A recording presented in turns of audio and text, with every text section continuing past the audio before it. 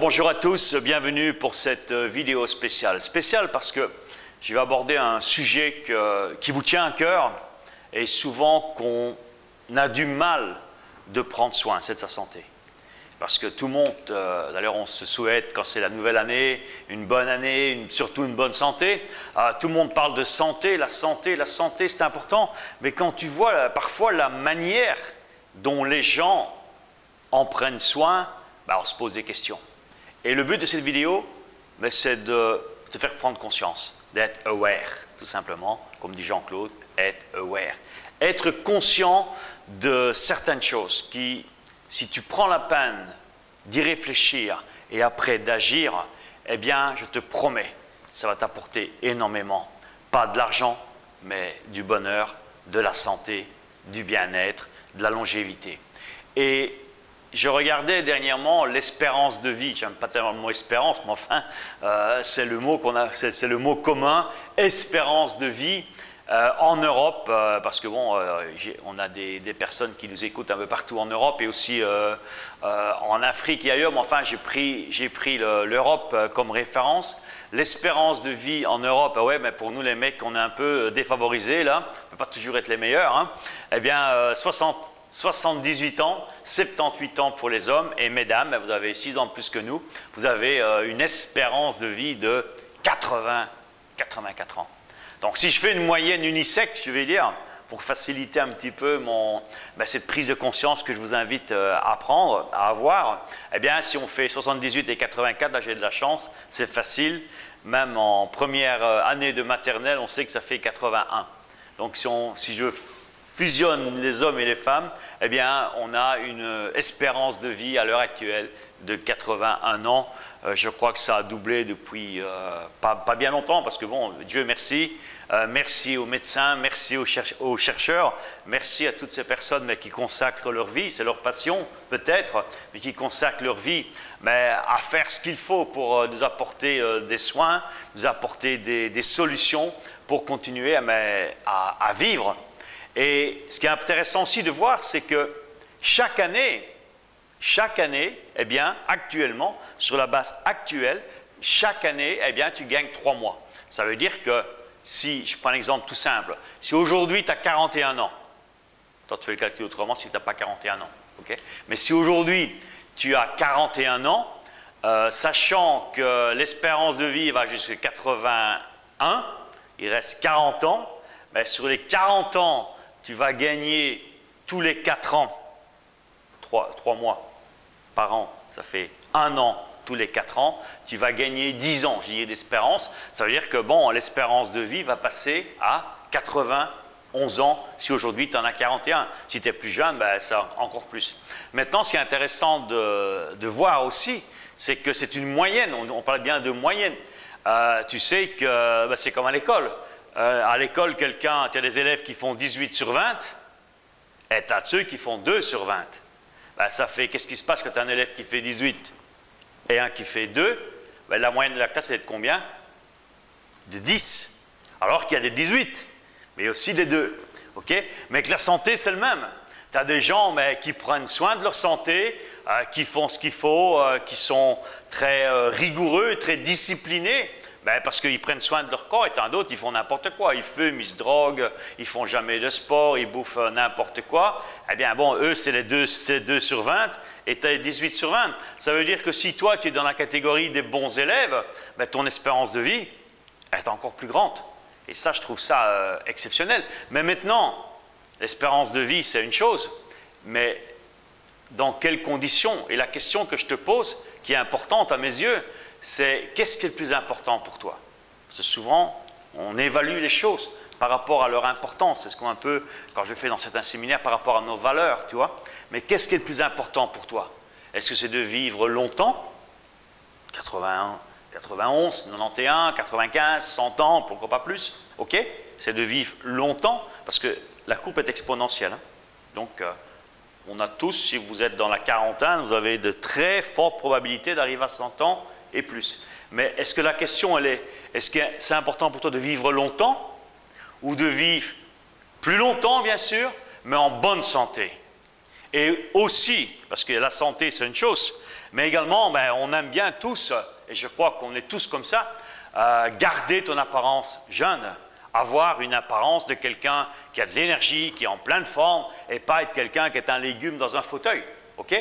Mais pour ça, pour avoir cette apparence de jeunesse, ce qu'on appelle maintenant, c'est devenu très à la mode, le Dr Chopra était un des précurseurs de l'anti-aging, aller contre le vieillissement. Mais il faut prendre conscience d'une deuxième chose, c'est d'une différence. Il y a une différence entre ton âge chronologique. C'est quoi chronologique? Eh bien, chronologique, c'est tu es né, je ne sais pas, par exemple, en 1980, ok? Si tu es né en 1980, aujourd'hui, tu as chronologiquement 32 ans. Si tu es né, par exemple, en 1972, ton âge chronologique aujourd'hui, il est de combien? Ben, ton âge chronologique, tous les années, il augmente d'une, et 72 à 2012, aujourd'hui, tu as 40 ans. Ça, c'est ton âge chronologique. C'est-à-dire qu'une fois que le chrono a été mis en route, le jour de ta naissance, eh bien, il tourne, et j'escompte pour toi, je ne dis pas j'espère, j'escompte pour toi, mais qui va encore tourner très longtemps. Mais maintenant, il y a un deuxième âge, et ça, c'est depuis pas mal d'années déjà, il y a pas mal de recherches là-dedans, mais très peu de gens sont aware, sont conscients de ça. Tu as un deuxième âge qui est beaucoup plus important. Ce n'est pas ton âge chronologique, celui que tu as sur ton passeport, ok? Mais c'est ton âge biologique. Biologique. C'est quoi ton âge biologique? Eh bien, c'est tout simplement, peut-être tu as 40 ans sur ton passeport, sur ta carte d'identité, tu as 40 ans, mais peut-être que biologiquement, tu as le corps, si tu as pris soin de toi, de quelqu'un qui en a peut-être que 30. Et il y en a peut-être ceux qui, à 40 ans, ils ont tellement abusé, fumé, ils n'ont pas fait de sport, ils ont picolé beaucoup trop, ils ont peut-être drogué, etc. Ils ont fait plein de conneries, ok? Eh bien, à leur âge biologique, ils ont peut-être 40 ans, mais ils ont peut-être déjà 60 ans, ok? Alors, ce qui est important maintenant, et il y a pas mal d'études, je te dis, le Dr Chopra était un des précurseurs, mon ami Joseph McClendon aussi, eh bien, c'est qu'il existe maintenant des processus pour stopper ou pour ralentir le process de vieillissement. Il y a des recettes pour stopper, voire ralentir le process de vieillissement. Qu'est-ce qui se passerait si aujourd'hui tu as 40 ans, chronologiquement, je prends mon exemple, tu as 40 ans, mais que tu connais ces recettes, pour justement stopper le process de vieillissement. Et qu'au lieu, chaque année chronologique, qui t'amène peut-être dans 10 ans à 50, mais imagine que chaque année, ton âge biologique, chrono c'est le chrono, bio c'est par rapport à comment tu prends soin de toi, ok? Que ton âge biologique, peut-être que chaque année, chrono, peut-être que tu n'as brûlé que, je vais dire, on peut l'utiliser comme ça, tu n'as brûlé qu'un mois. Ça veut dire qu'au bout de 10 ans, ok, tu auras brûlé 10 mois, voire 12 mois. Ça veut dire que si tu as 40 aujourd'hui, bio et chrono, et que tu prends soin de toi, eh bien, quand tu en auras 50 au chrono, ben, tu en auras peut-être 41 au bio. Ok? Et quand on aura 60, eh bien, peut-être 42 et 43. C'est-à-dire que tu vas rester jeune. Ok? Et comment faire maintenant? C'est ça la question. Comment faire? C'est une bonne question. Eh bien, la solution, c'est comme dans tout. Elle n'est pas à l'extérieur. La solution, elle est à l'intérieur. Et il y a des recettes pour ça. Et contrairement, et tu le sais peut-être déjà, tu en as peut-être un peu conscience si tu es sur notre site, si tu regardes ces vidéos, c'est que tu es quelqu'un qui est aware, tu n'es pas comme la majorité qui suit le troupeau. Tu es déjà quelqu'un qui prend conscience des choses. Et tu sais que ça vient de l'intérieur. Okay? Et contrairement à ce que beaucoup croient, parce que beaucoup croient, ils croient qu'en une chose, chirurgie esthétique. Les meilleures crèmes, les meilleurs produits avec des agents actifs, tout ce que tu veux, tu vois. Tu sais qu'actuellement, pour donner une idée, un ordre de grandeur, c'est huge, c'est immense. Tu sais que le marché global de l'esthétique, il dépasse, en 2010, il dépasse 5 milliards de dollars ou euros, je ne sais plus, peu importe.